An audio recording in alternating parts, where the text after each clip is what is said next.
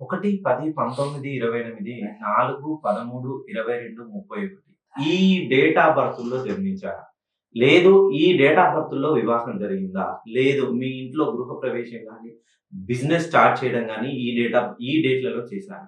So, తేదీ యొక్క ప్రాముఖ్యత ఎలా ఉంటుందంటే, మీ డేట్ ఆఫ్ బర్త్‌ను మొత్తం కూడితే వచ్చే దాన్ని డెస్టినీ నంబర్ అంటారు. ఆ డెస్టినీ నంబర్ 11 గాని, 22 గాని, 33 గాని, 44 గాని.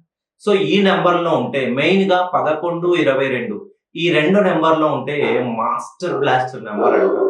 So, master lucky number, master mind number. 11 అంటే మాస్టర్ లక్కీ నంబర్, 22 అంటే మాస్టర్ మైండ్ నంబర్. ఎవరి డేట్ ఆఫ్ బర్త్‌ని మొత్తాన్ని కూడితే 11 గాని, 22 గాని వస్తుందో వాళ్ళ జీవితం ఎలా ఉంటుందంటే, ముందుగా ప్రపంచంలో ఉన్నటువంటి కష్టాలన్నీ వీళ్ళకే ఉన్నట్టుగా అనిపిస్తుంది.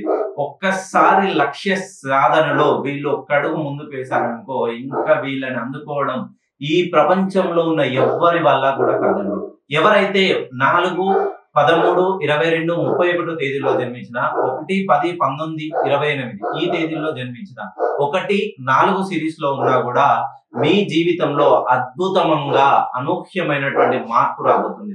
మీరేం చేయాల్సిందేం లేదు. మీ డెస్టినీ నంబర్ గాని, మీ పేరులో ఉన్నటువంటి ఓవెల్స్, ప్లేసెస్ గాని ఒకసారి అడ్జస్ట్ చేసి ఆ డెస్టినీ నంబర్‌ని మాస్టర్ లక్కీ నంబర్‌కి గాని, మాస్టర్ మైండ్ నంబర్‌కి గాని మీరు చేయించుకున్నట్లయితే మీరు చేసే ప్రతి రంగంలో విజయ శంఖారావాన్ని మీరు మోగించబోతున్నారు.